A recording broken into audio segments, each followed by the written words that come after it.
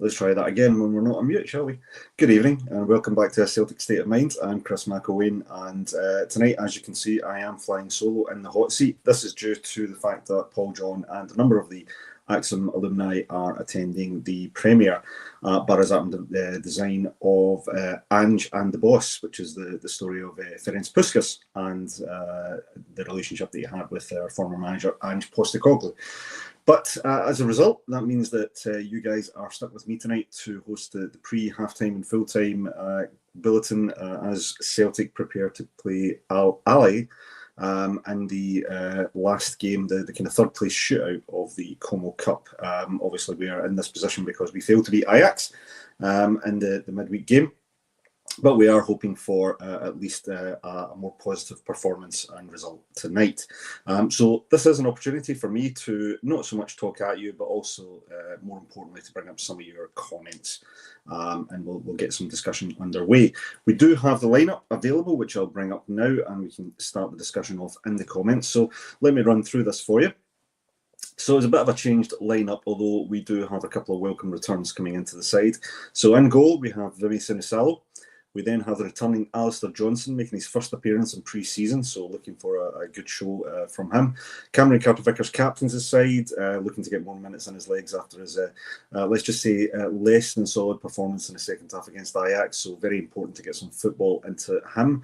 And he's partnered with Austin Trusty, his international teammate.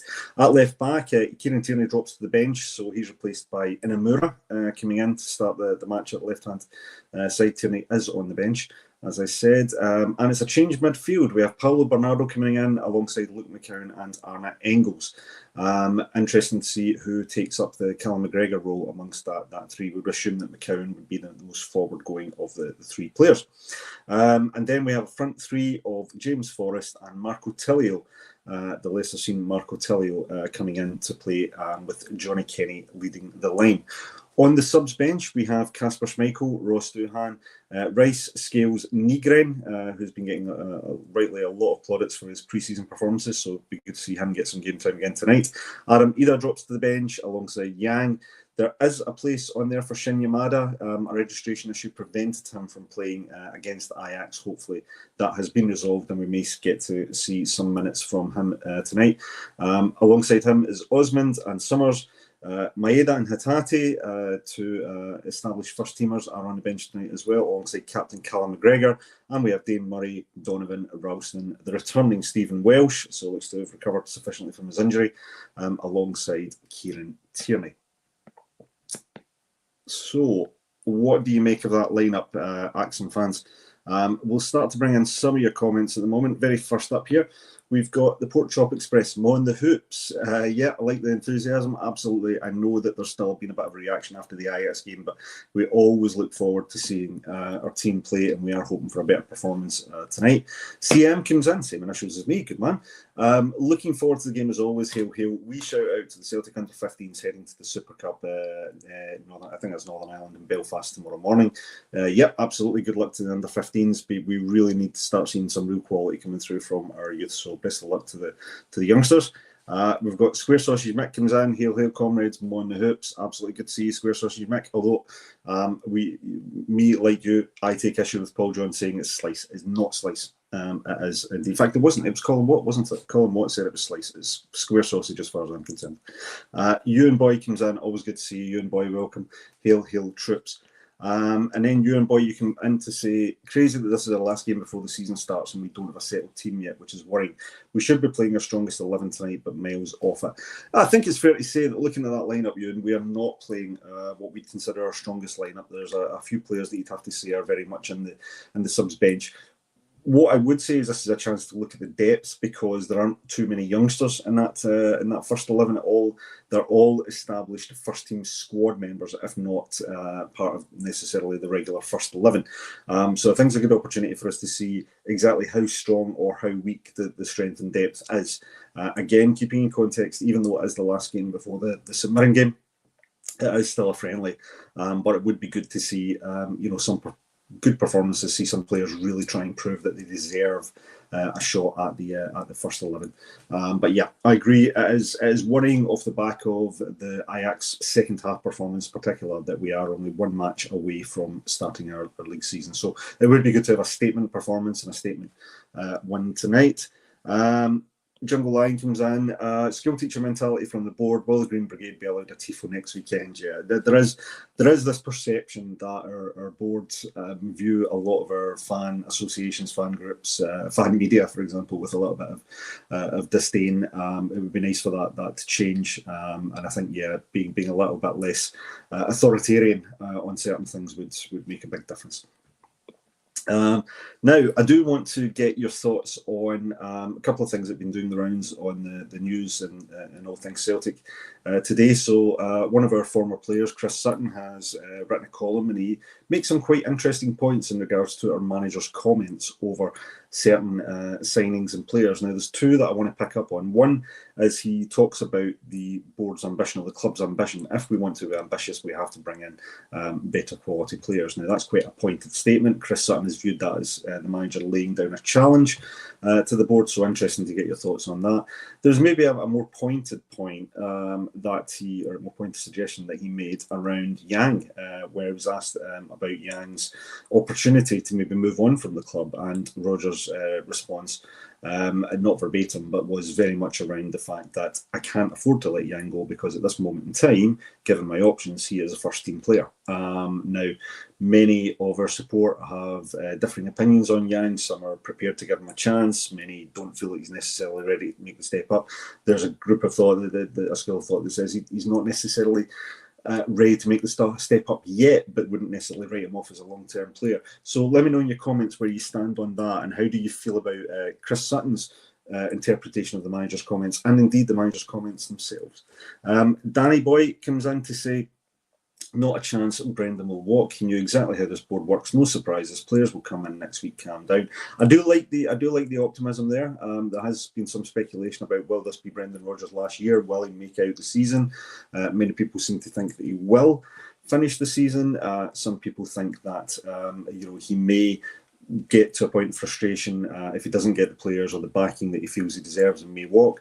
Ultimately, we don't really know anything for sure, but yeah, certainly on the optics, there is concern that the manager isn't necessarily getting back to the extent that he would like, and that there is potential for him perhaps to at the very least finish his tenure at Celtic at the end of this season. John Mullane comes in. Prediction, Chris, get a draw and get out of there. To be honest, John, I'm not really prepared to go on put my prediction. I don't actually know enough about Al-Ahli, but looking at their lineup, and I will give you a rundown of their lineup. I can't bring it up on screen, sadly, because I wasn't able to get it on time. But they do have some top quality players, so I'm hesitant to give a prediction. But what I think is more important tonight is that we see a much better, more cohesive, more comprehensive performance from all the players. I felt the game against Ajax, as I said, I thought first half we did some very good stuff. I thought we controlled possession. We were quite quick on the counter. I felt as though there were some positive elements in certain players. Nygren, for example, really stood out, as did Dane Murray. But that second half performance, we massively dropped off, and difficult to understand what the reasons were for that. Was the change in personnel so drastic that it just upset our system? Did Ajax just up the levels, for example? So not 100% sure. So while I'm hoping for a positive result tonight, John, I think more importantly, I want to see a better performance. I don't want to see a repeat of that Ajax performance, because that was tough to watch in that second half in particular. Phil Sorrow, is that Phil Sorrow? Welcome to the channel, Phil. The board are ridiculously hostile towards the Green Brigade. I hate it. I think there's a perception of that, whether it's open hostility or just kind of general disdain. I'm not 100% sure.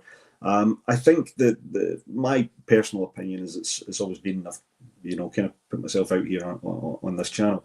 I think the Green Brigade do an awful lot of good in representing the club. I like the charity the charity initiatives. I do like what they add to the atmosphere.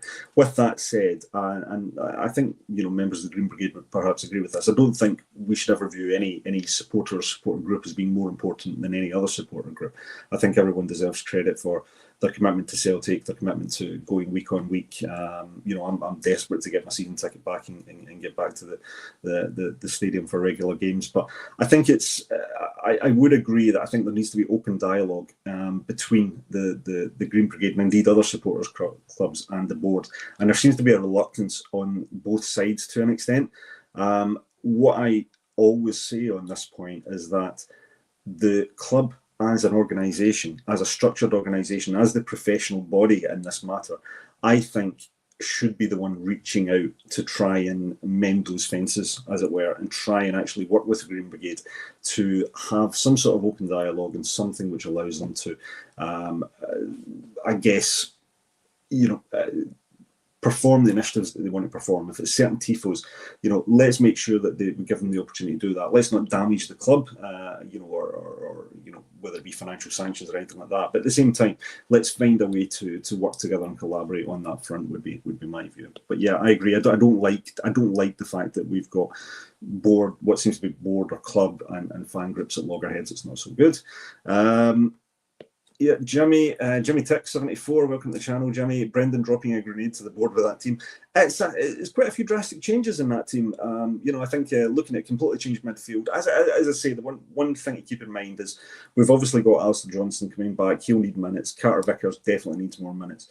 The other players who are coming in, and I would include Inamura in this, given what we've seen of him, I think could comprise largely the substitutes bench as it stands. If we were going into a first team match, we don't know what the future is going to hold for players like Kenny or Tillio. They've both been linked with moves away. I think Kenny's acquitted himself quite well during pre-season to an extent, but a lot of clamouring for an additional striker. But at the same time, players like Engels, McCowan, Bernardo, they are very much your regular substitutes. So maybe just an opportunity to give the squad players more of an opportunity. I think I'd be more concerned if he'd played a whole host of youngsters tonight, which he hasn't done. Let's get a few more of your comments coming in. Martin Davey comes in. Welcome, Martin. Good to hear from you, my friend. The board have no ambitions, Chris. And it's difficult, right? I mean, our priority is always going to be on the football pitch, right? And the board's priority, obviously, is across various different levels. And I'm prepared to give them the benefit of the doubt on certain elements of that. But I think when you get to this point, and I remember speaking, what was it, about 2 or 3, maybe even longer, 2, 3, 4 months ago when we were coming into the recruitment window. And I said, look, we've made a couple of good signings, brought KT back. We've already seen evidence of the quality he's bringing back. Nygren looks like great business. Some of the other players, maybe we're still a little bit on the fence. And Inamura, Shin, Yamada, for example, we don't know enough about at this point. But what I did say at that stage was there will come a point during this recruitment window that there almost comes this kind of P&L, this point of no return, whereby if we don't have good, high-quality replacements, and it's not recruits, it's replacements, right? Because we've lost Kuhn, we've lost Kyogo, we've lost Jota to injury. That essentially is a first-choice front line, right? So we need quality replacements in for these players. And I said there will come a point where we will not tolerate not having those signings in. I think we're right on the cusp of that now, with a week to go. The comment that came in earlier, show patience. I absolutely get that, but we've been in this situation so often in previous years. It is difficult to, get that monkey off our back a little bit. I am starting to feel nervous about our capability, not so much for the start of the season, but certainly as we head towards that European qualifier. I would want players embedded in, understanding and recognising the manager's system, getting to know their teammates and getting some minutes into their legs. So yeah, I do agree that is the perception at the moment, is that they're not showing enough ambition when it comes to the football side. Paddy Lavery, good to see you, my friend. Again, big shout out to Paddy and the Ardonian boys for the event they put on a while back. Absolutely could not have made us more welcome. And Paddy, a top man as always. Yep, Sutton is a legend. I mean, we love having him on our shows. He's one of my absolute all-time favourite players. And I think what comes across for those who've never been to one of the events with Chris Sutton and listened to him talk about his time at Celtic, he has a lot of affection for our club. He's got a lot of affection for our fan base. He very much, when he talks, and he's very upfront about being critical about things that he calls them as he sees them, as it were. But it always comes across that he wants the best for the club and the supporters, and that's why I think when he does venture an opinion on what he's seeing in terms of recruitment or what he's seeing in terms of the manager's comments. I think it's worth listening to. So yeah, totally agree that he's legend. Ewan Botty, you're back in. Still in the Yang gang. He's still only 22 and is improving. Well, he's on the bench tonight. He did get his goal against Ajax. That said, it wasn't a wholly positive performance. I think at times he did leave Tony Ralston a little bit exposed. That's something that a piece of criticism that's been levelled at him previously. But I think you make a good point. He is only 22 and it is very young.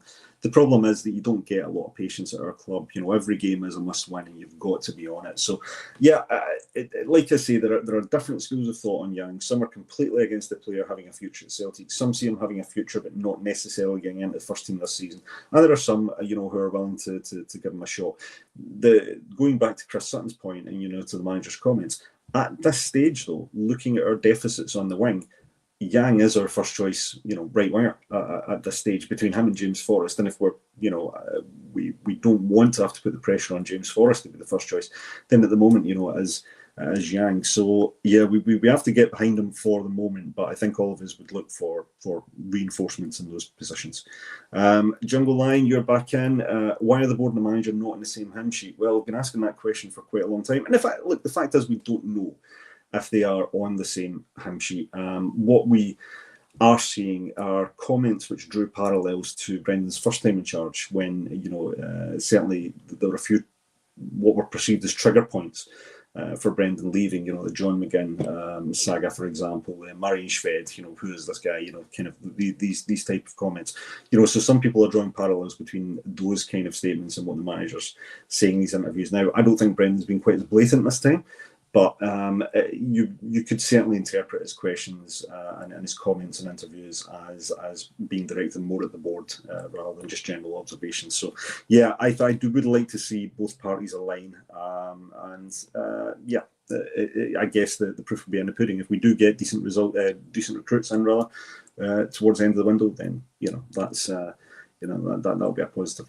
Ridiculizer, welcome to the show. Taking a positive from the last game, it was nice to see Yang on a score sheet for the second game running. For that means it's his shirt to lose at the moment. Well, I think almost by default, Ridiculizer as well. But I would agree. I think he deserves credit for the performance. It was a nice, composed finish, and he certainly looked willing. He does have something in his locker. What I think he lacks, in my own personal view, I think he lacks a little bit of that game intelligence and that intelligence on the park which is required to manage a football game. And certainly as we play games in Europe, I think that's a real requirement. But yeah, absolutely, I think you're right to highlight the positive. Let's see, Mark Taylor, welcome to the channel. The board get away with only having 2 transfer windows. If there weren't any, they'd be under siege for at least 5% of the season. Yeah. And the Jagged God comes in, interesting username, lovely avatar. Where's Dermot in all this transfer debacle? Again, surely assurances were made about European progress when Brendan Rodgers came back. Well, that was what we thought, right? We thought that Brendan would have came back, on the basis of certain assurances about how to progress the football club in Europe. And we saw some evidence of that last time. We saw what this team is capable of. Even though we maybe weren't at the stage we wanted to get at, we did make, based on our more recent prior results, we made some progress. We had some good performances, good results. We looked hard to beat at times in Europe, which I think was a real element of progress. So yeah, we want that again, and we want to build on that. So yes, I would agree. What I'm going to do just now, before I bring up any more comments, I am going to bring you up the Al-Ahli starting lineup. There'll be a few names in here that you'll mention. Anyone who watches European or indeed English football may recognise some of these names. So we have Mendy in goal, Rian, Demiral, Ibanez, Dams, Aid, Kessie, a name that people recognise. He's captaining the side. Fahad, Mahrez, a player who anyone who followed Leicester or Man City will recognise Mahrez. He was a big money signing out there. Galeno and Ivan Toney, once upon a time linked with Celtic.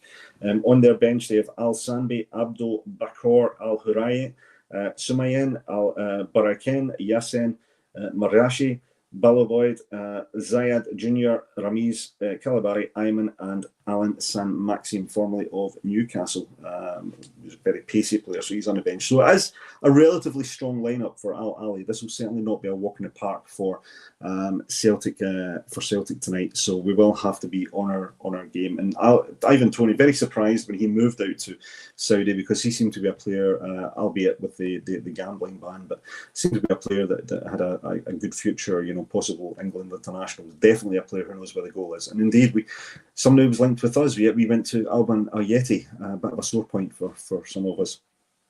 I'll just bring in a couple more comments here. So, Kieran Dine, Yang is a starter now. Let that sink in, guys. Yeah, it is. I mean, we can't be too disrespectful towards a player, but I think at the start of the recruitment window, if we thought we'd be going into the start of the season with Yang as our first choice winger, I think there'd be a lot of just disgruntled fans. So it is a bit of a concern. Andy Lee, you're in. Evening troops, so we're all good this evening. Hope you are as well, Andy. It is, despite the fact we've got some criticism of the last performance, and indeed the recruitment window. It's always good to see the boys back in the hoops, and I'm looking forward to the match. RC comes in making an interesting point. Not one of our big signings from last year, Engels, either Trusty, will not be our best starting 11. We are a laughing stock. Well, I think we've got Engels and Trusty in tonight. Ida is obviously on the bench. Yes, we both Colin and Paul John spoke about that earlier this week. We spoke about it during the game as well. They are the ones that get scrutinised because they were the signings, the big signings, the big money signings for us, right? In terms of what we typically pay out, they were the big signings. So there's obviously a degree of scrutiny. Now, Paul John and myself have often talked about Engels' contributions. At the same time, I think as a player comes into the second season, there are certain things that you'll allow for in the first season that I don't think you necessarily allow for in the second season. So I do think that Engels did okay in his first season, in what was a pretty successful campaign. I do think his form drops off towards the end of the season. I don't think he's looked great in pre-season, and I think particularly when you compare the impact of a player like Nygren coming to the team has had. I'm not prepared to write the player off yet, but I do think this is a big season for him, and I think he needs to bring bigger game performances on a consistent basis. So it's I think somebody mentioned in the comments the other day that I think I'm Ida Engels' agent. I'm really not. I wish I was. I'd probably get paid quite well, but I just think that the pressure is on those players. I don't necessarily agree with the scrutiny around the transfer window, but I think now Ida's coming into his second and a half season, if you like, and Engels is coming into his second season. So there's a certain allowance that I think you don't make for players after that period of time. So they will have to get their levels up. Gary and Carol Simpson, is that? Gary and Cheryl Simpson. Hail, lads. Yep, good to see you, Gary. Welcome to the channel. Mr. C comes in to say, to be fair, I'm sometimes hostile towards the Green Brigade. But look, I think there's elements of that, right? A lot of people have certain issues with some of the behaviour of the Green Brigade. I think you've got to take the rough with the smooth. I think you've also got to look at individual accountability. Overall, I think our supporters as a collective are the absolute best. And as I say, I don't value any supporter as more valuable than the other. But I think I do appreciate some of the elements that the Green Brigade bring. In the same way, I appreciate elements that a lot of other supporters groups bring as well. Slabbering Cabbage, welcome to the channel, mate, long time contributor. The board fear the Green Brigade because they don't hold back and can be a way of fans venting displeasure. Well, I think it's the right of every fan to vent their displeasure. Going to football is no longer, I'm not sure it has been for a long time, but it's no longer the easily affordable, working man's pastime. I use inverted commas for that, as it used to be termed. I mean, it's a lot of money that fans put into the football club to go there week on week and support their team. And I saw an interesting distinction on the socials earlier, the difference between a fan and a supporter. And it was something I'd never thought about. When people talk about fans, they talk about fans, fanatics, they follow the club through thick or thin, that kind of thing. But supporters is a little bit of a different distinction. And it could be semantics here, right? But with supporters, I like the distinction where it talks about you support your club. These are people who, they put money into the club. Some are shareholders. We buy merchandise. I'm as guilty of it as anyone rather. But I think, for that, surely then it's the right of the supporter to express some displeasure if we don't see the same level of commitment shown from within the club as we supporters do as well. So yeah, I think that's an important point. What is it? Ian McGuinn comes in and says, "What is the team, guys? Missed it." Well, do you know what? Never let it be said that we don't cater to everybody on here. There is the team. I'll just run through it again for anyone that missed it. So we have Sinisalo in goal, returning Alistair Johnson, Carter Vickers starting again as well, partnered with Austin Trusty. We have Inamura coming in for Tierney at left back. Changed midfield three of Bernardo, McCowan, Engels. Then we have a front three of Jamesy Forrest, Marco Tillio, and Johnny Kenny. On the subs bench, a lot of our first teamers there. Kasper Schmeichel, Duan, Rice, Scales, Nigren, Ida, Yang, Shin, Osmond, Summers, Maeda, Hatati, McGregor, Murray, Donovan, Ralston, returning Stephen Welsh, and Kieran Tierney. Excuse me. Let me jump back to your comments. So that's the team. I think it's interestingly enough, maybe Brendan is looking at what happened the second half against Ajax and thinking, well, if we get through the first half, let's make sure the second half doesn't happen again tonight, and we'll bring on most of the first team, because he's certainly got that capability. He's certainly got that capability on the bench there.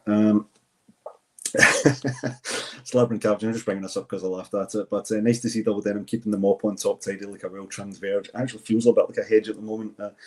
Cabbage, it's got that sort of weird between growth stage, but thank you. I'll take that sort of as a compliment, mate. But yeah, thank you very much. This first hair-based comment.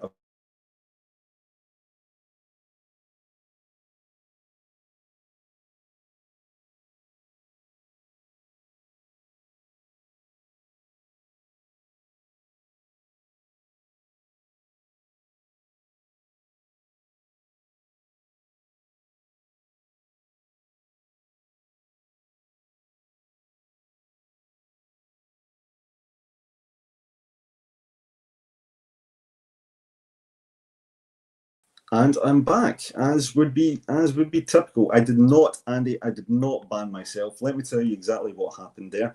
I'm doing this on an iPad, and my 20-year-old daughter, who always forgets that I'm doing this sort of thing, decided to phone in and decided to kill me off the feed. So apologies for that, but I have had that before, and I don't know how to get myself back in. But yes, I've not banned myself, and I've not banned anyone else for that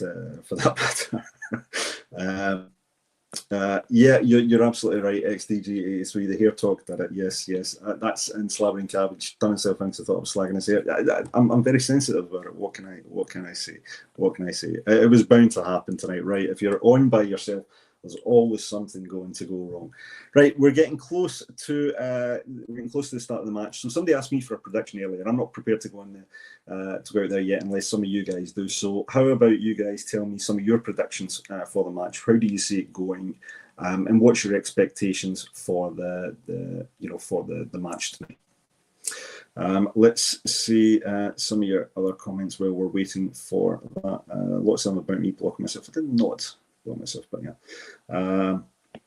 Let's see. So ridiculous. That's an interesting point. I'd give you 5 games max to prove your worth. I hope you're not talking about me. But I know Henrik took about 3 games, but I stand by it. I think there is an element really about giving certain players patience. But I think there does come a point where you have to start seeing results of that. Players coming in for big money. Obviously the scrutiny is higher, as we've said.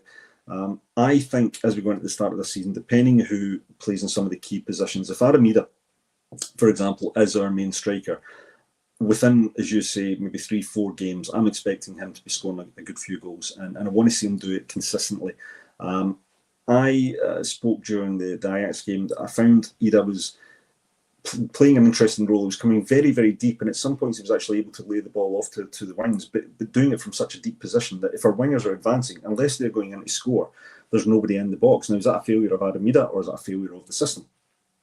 But ultimately, while I lauded him for holding the ball up that way, there has to be an end product. His main job is to score goals, hold the ball up, and I feel that he does struggle to do that in advanced positions. And considering he was playing against what was a very, very good 17-year-old, but a 17-year-old nonetheless in Bowman, I felt as though he did struggle at times, and I would like to see him get maybe more minutes in the second half, because I think he does need goals. I think he's a player on confidence. But yeah, you're right. I mean, I think we can give certain players patience, but as you come into this, second and a half season for a player like Ida, for example. I think we need to start seeing some results. If he's going to establish himself in that position, he needs to really start showing it. And tonight would be an option if he gets on. Pinball comes in. We bits and go CCV starting and no Calmac. We're in huge trouble today. Well, look, stranger things have happened. I know on paper it looks like maybe a weakened team, but this is an opportunity for some of these players to step up. So I think that is important. Trying to find some of these comments. All I ask if you're bringing in comments, keep them clean for me. Trying to see this one. The Tides are bringing Amanda's clearance. I'm not sure what that's referring to, but I think he has been cleared for tonight, Mr. C, so hopefully we will get to see him. I believe the game is getting ready to kick off. So listen, I do want to thank everybody, just around about 1,000 at various points there listening to me. I know this has been a nightmare for those of you who think I talk too much as it is, so I apologise for that. But listen, I hope you will join me for the half-time and indeed the full-time coverage. Hopefully we'll be talking about a good performance and maybe a good result as well. But as I said, thank you very much for joining me on Celtic State of Mind, and we'll see you at half time. Hail, hail.